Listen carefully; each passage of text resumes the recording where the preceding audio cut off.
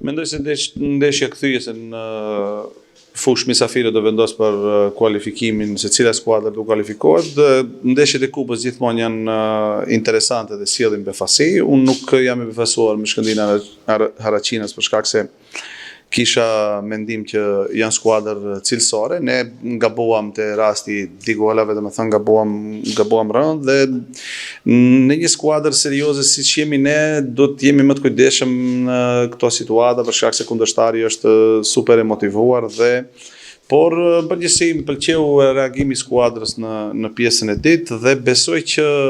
gjithçka do vendoset në ndeshjen e dytë ku normalisht ne kemi rolin e favoritit, por në futboll gjithmonë duhet të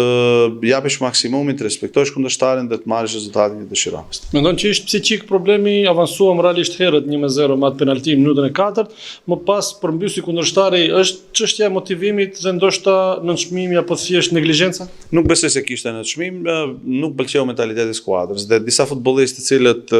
dëshirojnë që të jenë pjesë e Shkëndijës dhe presin rastin, domethënë duhet të kenë mentalitet tjetër. Për shkak se ne dim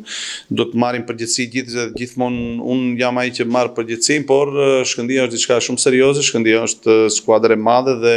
përfaqësoj Shkëndijën, nuk është e lehtë, unë i kuptoj gjithë, edhe pse e kuptoj edhe situatën që ndodhin gabime gjatë një ndeshje, unë besoj që është shumë pozitiv dhe pozitive kjo vërejtje e sotme që na ndodhi, për shkak se ne duhet të hapim sytë dhe të jemi shumë serioz si në kup, ashtu edhe në kampionat, me që nuk na lejohen gabimet apo performanca si kjo e sotit. Mendon që sigurisht mendimi ishte që të pushosh lojtarët edhe t'u japësh shans, fakti që u desh në pjesën e dytë të aktivizosh, duke ditur që ke edhe ndeshjen e kthimit, ishte një mas kujdesi nga ana juaj? Se i përket aktivizimit lojtarëve ishte plani që të aktivizohen, domethënë të marrin patjetër që të marrin 30 minuta, që të jenë në ritëm të kampionatit, por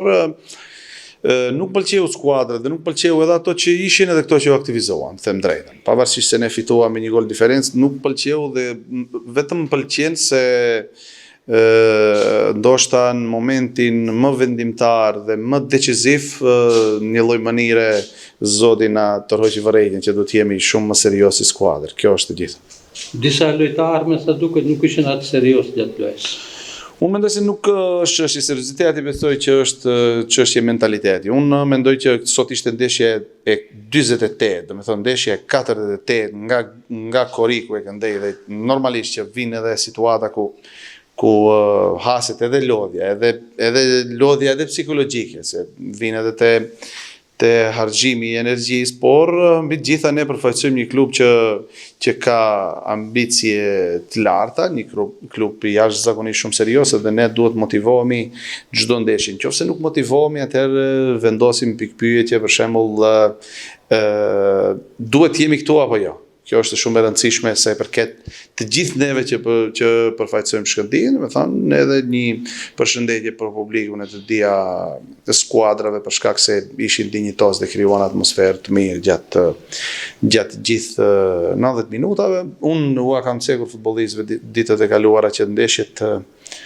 e kupës janë gjithmonë specifike. Normalisht Shkëndija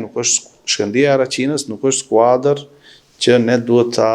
nënvlerësojmë apo ta nënçmojmë për shkak se ato janë skuadra që janë në kreun e tabelës në Ligën e 2 të Maqedonisë dhe kur nuk je me mentalitetin maksimal, ndodh që edhe të